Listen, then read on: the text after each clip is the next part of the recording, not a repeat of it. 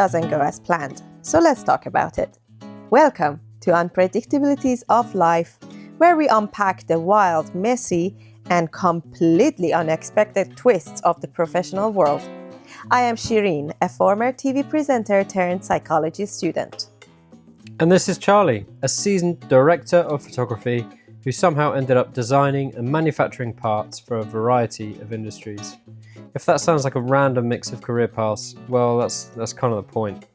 This show is all about real conversations with professionals from every industry, sharing the ups, the downs, and everything in between. So let's get to it. This is our first episode, and in this one, we would like to introduce ourselves as the hosts of Abdul. We are calling it Abdul. It sounds like Abdul, but no. It's the unpredictabilities of life. Yes, Abdul. I think it works. It's going to stick. It will. And hopefully we're going to set the scene for what's to come. How are you feeling about it, Charlie? I feel drunk. You haven't had that much, have you? No, but I feel good. I feel positive. Good. And I'm excited of what's to come. And I think between us, we've got so many amazing people in our lives that could potentially share some really incredible stuff on this podcast. Yeah, and I am really looking forward to it. Like, I cannot wait to see how we do with this episode, what the feedback is. And so we can then bring in our friends and colleagues and whoever would be willing to. And I hope that we get this variety of guests, not only in like industries and professions, but from different life backgrounds. I mean, I certainly am one of them. To introduce myself, to just like, my name is Shirin. Again, Shirin is an Iranian name, and it has a very sweet meaning. It means sweet, literally. Literally. Literally. It means sweet. I was born in a city called Mashhad in Iran, but most of my life in Iran, I lived in Tehran. We moved a lot inside Iran and outside. I lived in Germany. I've lived in Dubai and in Iran as well, in different cities. But 10 years ago, more than 10 years ago, 11 years ago, so moved to the UK for good. And here I am, actually. And it's been quite a journey. It's been quite a journey. And and we will get to it. How are you? My name is Charlie, born and raised in the UK, and I've had a pretty diverse career across a few different industries, but we will also get to that. So I guess that brings us on to the first questions. We've got some questions written down that we're going to kind of try and stick to. So let's see where we go. I'm going to start asking you. Okay. Tell us about how you ended up in film and TV. Well, during my earlier years, I hated school growing up. I was really terrible at school. Like, I got by. When you say terrible, like, what do you mean? My grades were mediocre at best. And I just hated the whole experience of school. It must have been very miserable. Well, yeah, in a way it was, yeah. I'm sorry. So my experience at school wasn't the best, and I'm a very hands-on learner, and I'm not very good with someone talking at me and learning that way. So for me, sitting in a classroom and watching somebody on a blackboard or a whiteboard going through something wasn't the best way for me. So I think what came of that was that I detested all education. So I never had any aspirations to go to university. I never wanted to go to college or any kind of further education. What did you think to yourself? Like, if you didn't want to do this, what was going on? Yeah, it's a good question. I didn't really have any idea of what would happen next. It was kind of very much like a day-by-day thing. Yeah. I do remember at the end of my school years, I sort of leading back to my hands-on learning, one of the things that I was very passionate about was carpentry. And that was kind of picked up on by my carpentry tutor. And he got me a placement at a really big company in the UK. And at the time that I left school, I had the choice to kind of either take this apprenticeship that was given to me because somebody saw something in me, or the other route, which was go into media, which I was sort of equally interested in, but less. At the time at school, it was definitely less hands-on than the carpentry. And for whatever reason, I decided to pursue the media. But in a way, as we'll find out, it's kind of all gone full circle. I've seen some like early videos that you made, like animation with clay and stuff, Play-Doh or something. Was that from that time? Or was it from later years? It's hard to put a year on it, but yeah, I mean, I started. No, that was definitely before. I mean, I think when I started with stop motion animation, and I must have been about 7 or 8 or 9 years old. Yeah, and just sort of like those videos that I saw. Yeah. I mean, for those of you who are listening, it's amazing. Like, if you made them at the age of 7, 8, 9, it's really great. It means no wonder. Like, yes, you should have continued media, and you did. Well done. Well, it was fascinating. It was very much always very much hands-on learner, and you know, if I enjoyed something, I would stick to it and I would pursue it until I got bored, and then I would do something else. And you are still the same. Yeah, exactly. Yeah, pretty much.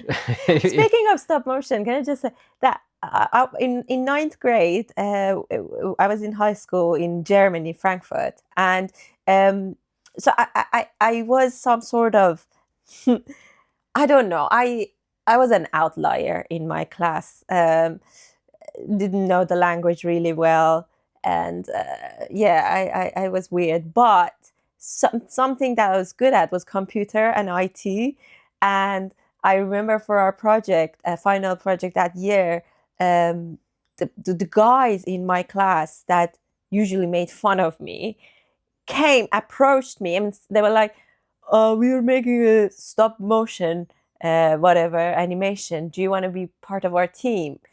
And it was amazing. Like, I was the only girl in that group, and we spent 2 weeks or 10 days, and we made Romeo and Juliet but with Lego. Amazing. Yeah, it was so cool. That's wicked. Yeah. But yeah, so I was doing some animation in the very early days of school, and you know, I was given this ultimatum, like, do you want a career, like an apprenticeship in carpentry and building, or do you want to go media? And I ended up choosing media for one reason or another. So I went to college at the age of about 15, 16, but I'd already been doing you know, personal projects and things outside of school before that. So by the time I got to college, you know, I very quickly had, you know, professional projects, if you can call that, at the age of 16. But I had professional projects that ended up on MTV, and I was sort of traveling around Europe at that time as well, or just after, for doing my first kind of television production. So I don't know. I don't regret it, because I learned a lot of growing up during that time, not because of college, but because of the people I met, and then the stuff that was kind of surrounding it. Well, I guess that's college. I mean, we were talking to my sister a few months ago about her son is at an age that he has to choose whether he wants to go to college or take a break or uni or whatever. My advice to him was that this very thing is that even if you don't learn anything from college and uni or whatever, the social life you get there is something you can never experience anywhere else. Things that you get to experience, from good and bad things, but they are all useful. I think it's a funny one, because there are definitely people in the world that will benefit way more than others with further education. I just was not one of those people. Yeah, I get it. So that's how you got into film and TV. And how what happened? Tell us more. Like, when did it pick up? So it was around that time. I can't quite pinpoint exactly when, but it was around the time that I was in college. There was a camera that was released, and some developers had made this hack for this camera. And at the time, YouTube was it was pretty out there, and it was just starting to become this big thing, almost like an empire. And there were no videos online at the time to help people kind of explain how to install this new techie thing. So I made a video. I figured out how to do it myself, and I made a video about how to do it. And in the video description, I just said, if you need any further help, here's my email address. And that video, I think even today, it's got about 200,000 views. Oh my God. And within, a couple of days, the views started racking up. But the emails I was receiving was insane. Oh my God. So what I ended up doing was doing these private tuition sessions. And the first few that I did, there was one in London with a director from the BBC. And then I did one where this guy paid for me to come up to Liverpool, and I went to his house and taught him how to do it. And it was crazy, and it really just snowballed. And I genuinely did hundreds of these private tuition sessions. And I was, 16, 17, 18 at the time. It was bonkers. And then after that, I remember I replied to a tweet when Twitter was a thing. From a random guy.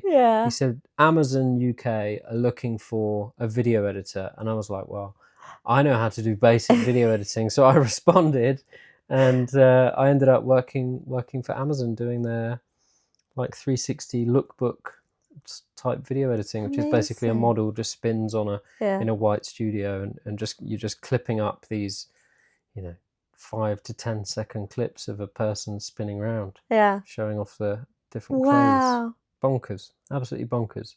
And then, long story short, I started doing television, and then a bit further down the road doing commercials, and then documentaries, and traveling around the world. Amazing. Yeah. Speaking of traveling around the world, I think it's better to mention countries that you haven't been instead of listing the countries you've traveled. You've traveled a lot of places, haven't you? Maybe, yeah. Where has been the most exotic places you've been to? Like the top 3. Top 3 would be India, Thailand, Argentina. India, Thailand, Argentina. Yeah. Pretty cool. No, I've definitely traveled a lot through work. It's been great. But anyway, I have a question for you. Shoot.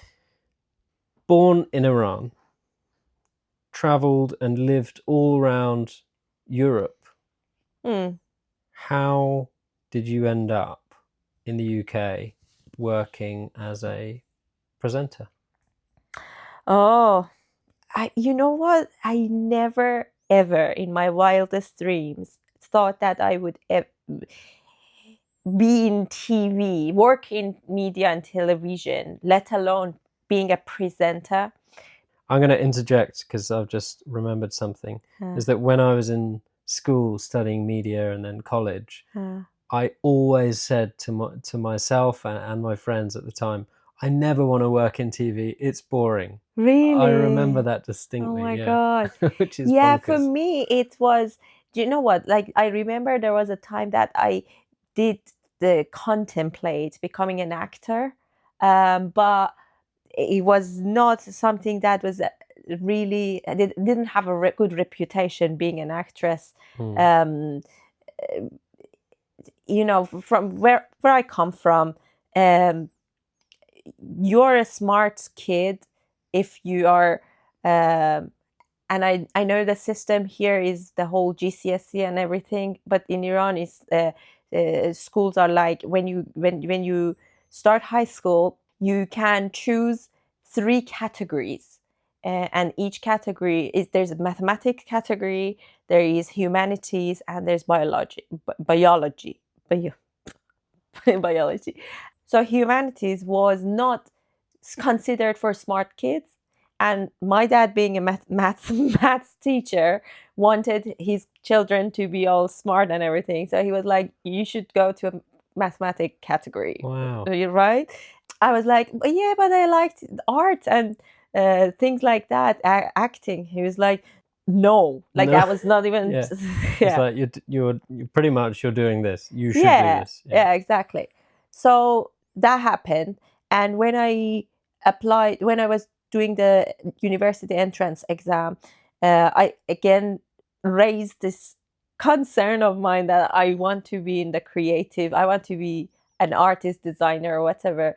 And again, I was suggested to study and go to for industrial design, because it was some sort of engineering involved, and so it was smart. So again, I did that. So considering this, we are still a lot away from the whole media world, right? Fast forward, after I finished my BA, I wanted to immigrate to the US first, and then things happened, and UK became the main option, and I came to do my master's here. And when I finished my master's in design strategy, I needed a job to be able to stay in the UK. I did not want to go back to Iran in any, like on any condition, because that's another topic, but it's very difficult for women and girls specifically to live in Iran for many reasons. Anyways, so I was like, I need a job. And I started searching for jobs in design, and it was really competitive, and I was not really like a very magnificent or outstanding designer. I was just very mediocre as a designer. So obviously there were better people to hire. And then I saw an advert of this top famous Iranian TV channel, which the studio Which is was in London. in London, and it's on satellite, like the TV channel that every Iranian around the world knows and watches, and is very like loved by people, right? Yeah, of I mean, Iran. it's the MTV of Iran, isn't it? It's like everybody watches it. Millions of people watch it. Yeah. It's made in the UK. Yeah, exactly. And Broadcast back to Iran. Yeah, exactly. And there was a job advert for a broadcast journalist, and I was like, no way they will hire me. Probably I have to like have some people inside to connect me, and I have nobody. So I was completely hopeless, but at the same time desperate. So I sent an email. I said, "Hello, such and such, dear such and such. Please review my CV before you throw it in the bin. Kind regards, Shirin." I swear, I still have the email. It's one line. Oh, that's amazing. That's incredible. And it caught their attention. And then they called me and they were like, "Yeah, we would like for you to come in for audition and interview." And the rest is history. Like, I started working there as a television presenter, and then moved on to becoming a producer at the same as well. That's me getting into TV and media. And you know what? It was a very interesting, exciting time for me. Okay, so now on our stories and timeline, you and I are both working in television and media. And then this historical thing happens, affects the whole globe, COVID-19. Oh, Ooh, yeah, you can't say that word. Coronas. Yeah, too many Yeah. bad memories. And it hit us. It hit In you. 2020. 2020. Tell us about yourself and that time. COVID has a lot to answer for. At that time in my career, I was working as a limited company providing sort of camera crew and filming services for a variety, like a ton of different clients. And one of the clients was that TV channel, of which I did a lot of work for them in the studio and on location and all around Europe and the rest of the world. But at that time, I was so close and ready, personally ready, to expand the business into hiring other people and making the business grow, because the demand for the business that I had put together was pretty high, and it was providing quality crew to do excellent work, basically in film and TV. And COVID came along, and the most immediate effects of COVID in my world were the complete loss of work, like almost overnight. Yeah. The shifts at the studio dwindled away. Within a couple of weeks, there was like, it went from, you could work 6 or 7 days a week if you wanted to, in the position that I was in, went down to maybe 1 or 2 a month. And all of the rest of the work that I was involved with at that time pretty much did the same thing. And there was so much uncertainty that I think people were just scared generally to do anything, because there was too many unknowns. The government made people scared into making mistakes or doing something that could be considered illegal and whatever. So yeah, I mean, basically the COVID just stopped everything, and it's never been the same since. It's been a bit wavy over the last few years, but yeah, there's been some ups and downs for sure. Yeah, it's been 5 years now, and just gone 5 years. Yeah. And I mean, I have witnessed the ups and downs that you've been through, and the hard work that you put in. And one might say, if you don't know, you would say, oh, but have you tried that? But have you tried this? Have you really looked for it? Da, da, da, da. What are other people doing? These questions come to mind. But for me, I mean, I know that, yes, you have tried everything, every possibility. But tell us a little bit more. Is there anything you haven't tried? And this question may arise. So what are these productions that are happening? How are they happening? Like, who's doing them?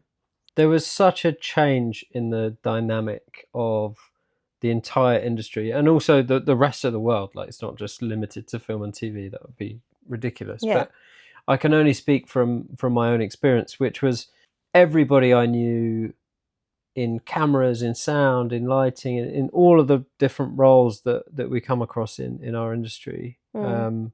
Everybody was suffering, and in a lot of ways they were suffering in the same ways, but what I realized was that everybody dealt with it in a completely different way. There were people that had a lot of hope, and they were like, oh, don't worry, just hang on for a couple of months and it'll be okay. There were other people that were, suffering really bad with it, and I think I kind of fell in the middle. I didn't know how or what was going to become of it.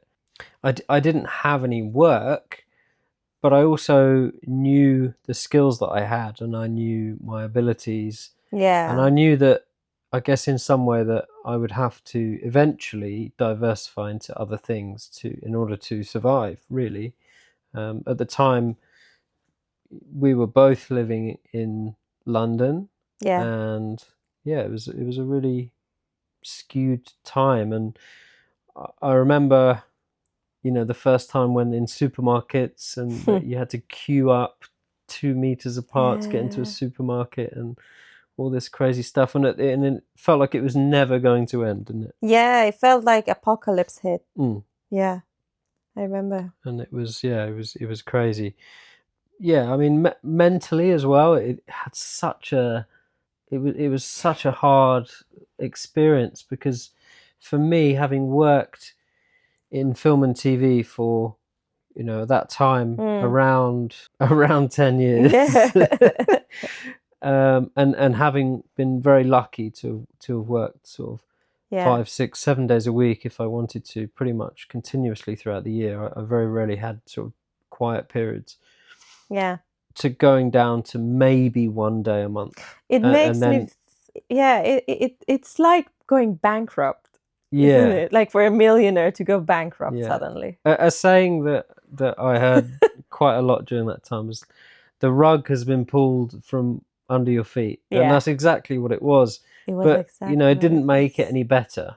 It was like, as much as people, you knew that everyone was in the same boat, and you knew that you weren't the only one, and it wasn't your fault. For me, no, because you put like your life in it. It definitely didn't make it any easier for me. And if anything, it made it more frustrating, because it was like, everyone's in the same boat, but so what? What am I going to do? How are we going to get out of this? It doesn't help. It doesn't help. It's very interesting. Like, a similar situation to it is like every time when I was a kid, every time I would complain about something, my mom would say, for instance, but think about kids that don't even have this. It doesn't help. It doesn't help my sadness. And doesn't solve anything. It's all about me. Love me. So I've got a question here, which I think we've answered, which is, how the fuck did you end up as a presenter for a TV channel in the UK? And I think we've covered that. Yes, we did. Quite well. Excuse his language. Yes. Cover your ears, Fel. Fel is our cat. Yes. My next question is, COVID hits in 2020, and you were at the peak of your career at that time. So you were series producing shows, and you were presenting travel documentaries, and you were doing all sorts of stuff. You were a panel presenter on an entertainment show. You basically had everything going for you, right? Yeah. And you decided to quit your job during the pandemic. You weren't made redundant. No. You just decided to get up and quit one day without much thought. Talk us through that. Yeah, it does. It is like that. I was going to say it does sound like that, but it was actually like that.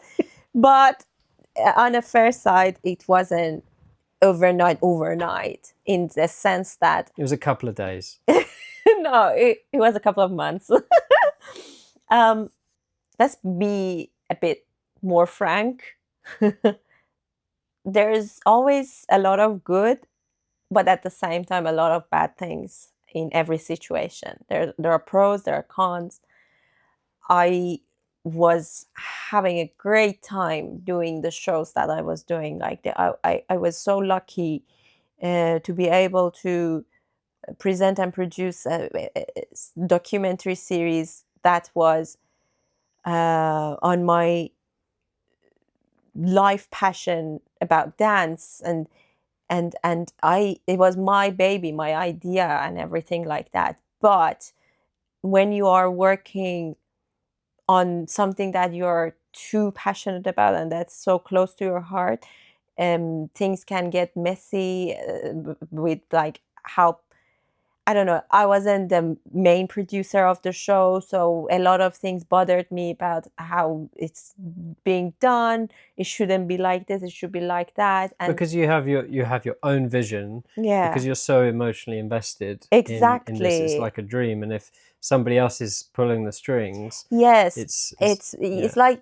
for all your life you've had this vision of how you want it to be like, and then this person comes in as a producer who has no interest whatsoever in that category or something.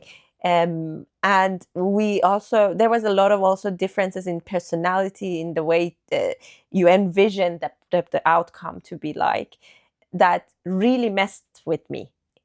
It really annoyed me, affected me. So that was, I think, the point where things started to become uncomfortable for me working as a presenter, producer, or at that network, right? And then COVID. So we were before COVID lockdown happened. We were right before making the Persian New Year's show, which is in end of March, right? The Persian New Year Nowruz takes place on 21st of March, and the biggest show is made at this television. And I was part of the team as well. And as was I. yeah, as you were, as were you. And then COVID hits, everything goes upside down. All plans had to be changed, etc., etc. And pressure was on. So then I probably started to panic over what will happen to the future of us. A lot of us started feeling uncomfortable, unhappy with the way things were going. And I found myself every day bitching about my job, right? Thinking, this is not what I want. This is not what I want. And I'm not a person who is really patient, or I wasn't at least that patient at all. Maybe I am still impatient.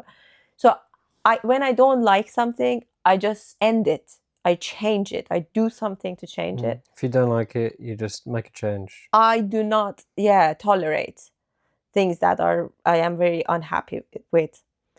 So yeah, you could say it happened within few months, but I was talking to a friend of mine one night, and she's such a risk taker, free spirit, and everything. She was like, just jump. Why don't you stop working there? Just jump. You will learn how to fly. And that's amazing. Yeah, I didn't know that. It stuck with me, and I wrote my email that night. Your resignation letter. My resignation Wow. letter. I messaged my girlfriends, and I was like, guys, I'm quitting. And they're like, yeah, do it. And I did it. And the next morning, I got an email comment, pack your stuff. Oh my God. How did that go down? I was very happy. For months, I was really, really happy. I am more even happier now. But there was an unhappy phase in between. We will get to that. So let's recap, right? So we're during the very first stages of COVID, during lockdown. First lockdown. You've got a permanent position at the biggest TV channel broadcasting to Iran. Yes. And with millions of viewers. Yes. You're getting a really good salary. Yeah. There are a lot of people in the world that are on furlough. A lot of people in the world, like freelancers or limited company directors, getting pretty much shit all. Help from the government and no work. And you decide to just be like, see ya, I'm doing something else. Dude, I don't even know how I did that. My current self, no, I'm so scared now. to do something like that. Yeah, it must have taken a lot of courage or very little thought. Either one. I'd say yes, I am known to be courageous. But I think with age and time and everything, it changes. However, I think it was with a very little thought. I remember I told my parents after I did it, and my mom, my mom said very sensible thing. She was like, "Darling, usually people find an alternative." Do you have an alternative? I was like, no, I will find something. It'll be fine. It'll be fine. So here we are. What I want to ask as for my next question is, what were the biggest lessons you learned through the difficulties of COVID, Charlie? I think the biggest lesson I learned from that whole COVID thing was don't have all your eggs in one basket, because that's what I had. I had everything invested into that business, which was in film and TV. And just like we said, the rug got taken from under my feet, just like many, many other people, unfortunately. And it meant it really did make me suffer, financially, and more so mentally. Suffered quite a lot through that time. And ever since then, to this day and continuing on, I will always have other avenues or other income plan streams B, C. and plan B and C. Just more than anything, I think it's like a defense mechanism. I've got to protect myself, because you really do never know, especially with AI around the corner. You never know where things are going to go. So that would be I think that would be the biggest lesson I learned through COVID. Good lesson. Yeah. If somebody told you during before COVID, right, that, hey mate, maybe you should also think about having a side hustle or side business, what would you say?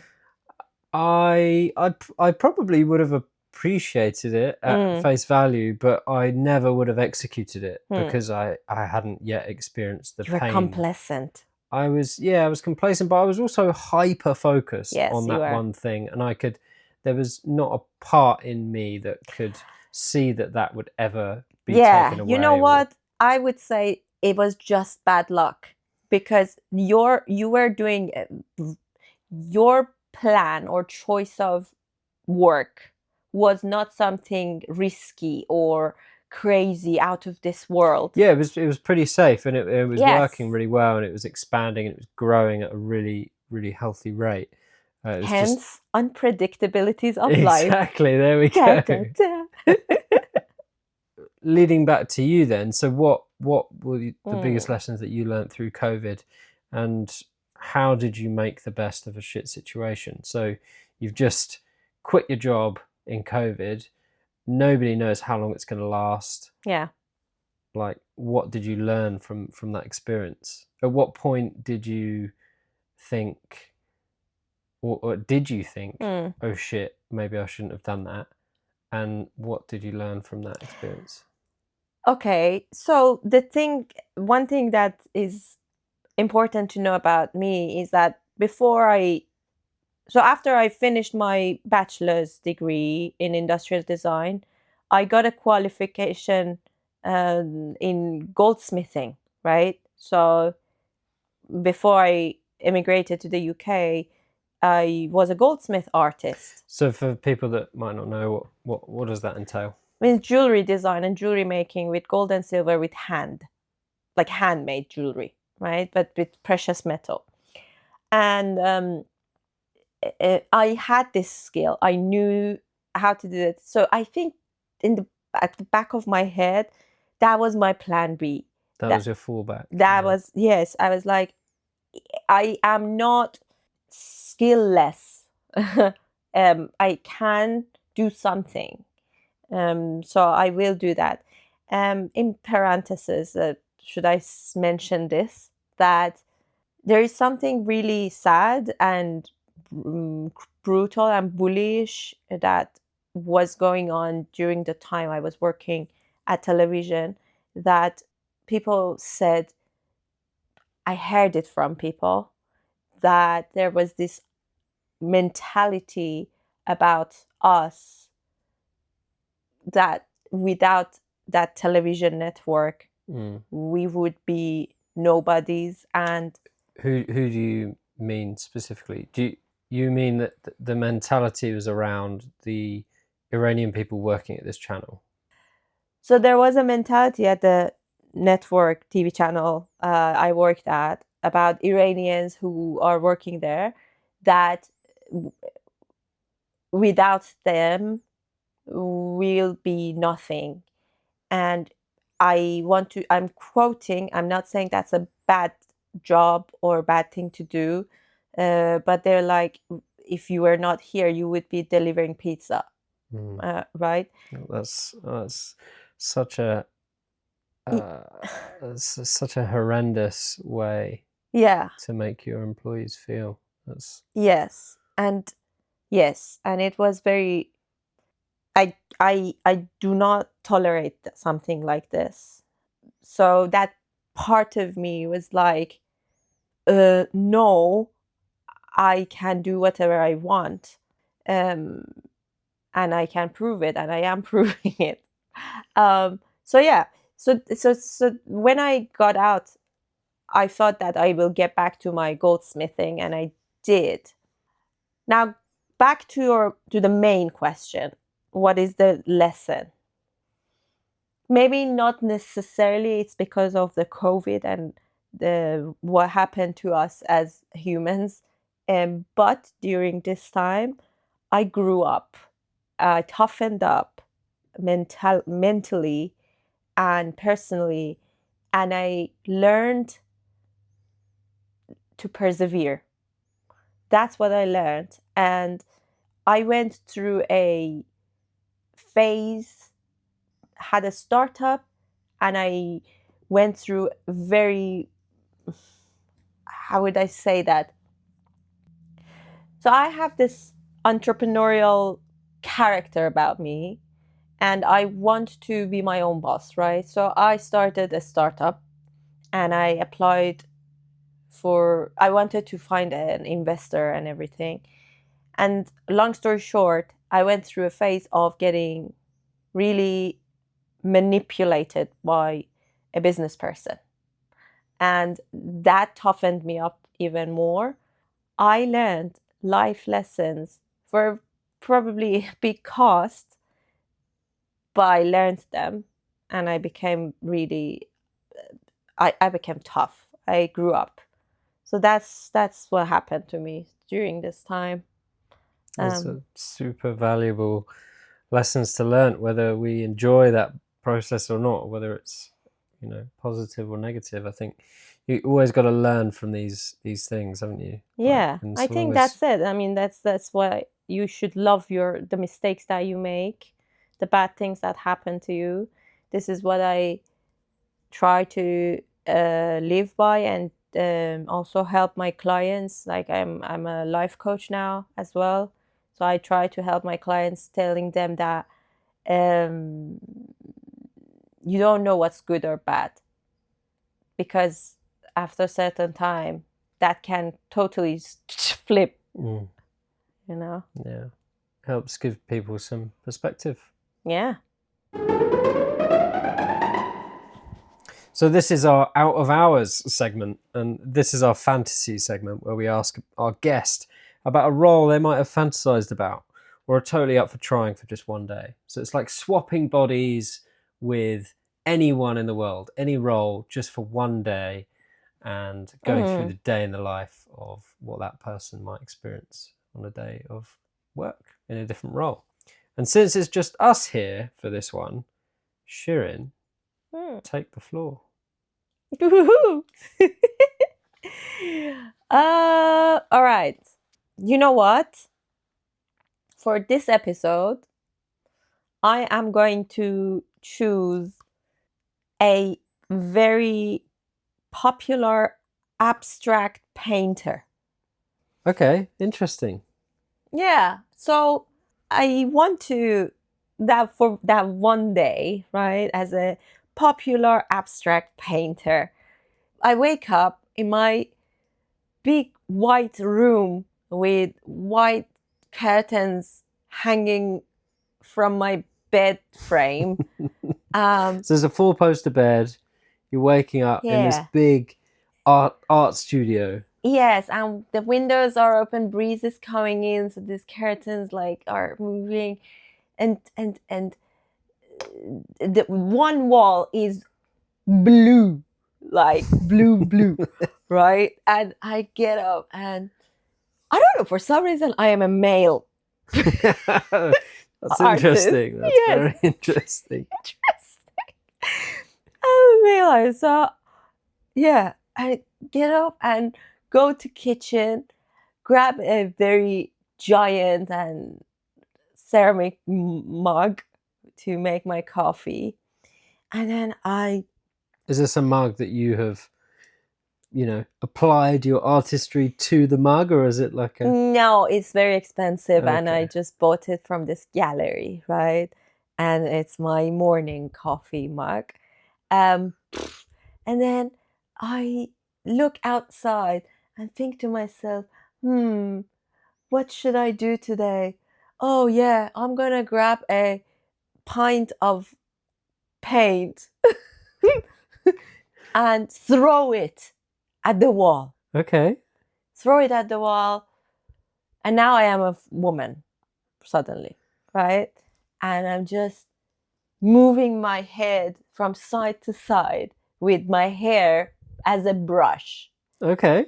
making an art. But you're using elements of dance here and moving your body Yes. to express yourself through Isn't that paint cool? and art. That's awesome. Yeah. And then, once I'm done with brushing, I call people that I know, my friends. I'm like, I'm putting an exhibition on. Come and put it on sale. And then by the end of the night, I've made thousands by selling that art form. Amazing. And you said you're a popular artist. So does that mean you've got fans at your doorstep shouting up through the window? Nah. Shirin, No. please paint Popular abstract artists are just very elite and the only people in the community know them, In the gated community. Yeah. I think that would be really cool. I think that would be an incredible experience, but just for a day. Just for a day, though. Just for a day. How would you end the day? Would you be sipping on a rosé, or would you be having something a bit more posh than I'll that? go to On the balcony. Oh. There we go. Oh. On the balcony. On the balcony with the moon shining.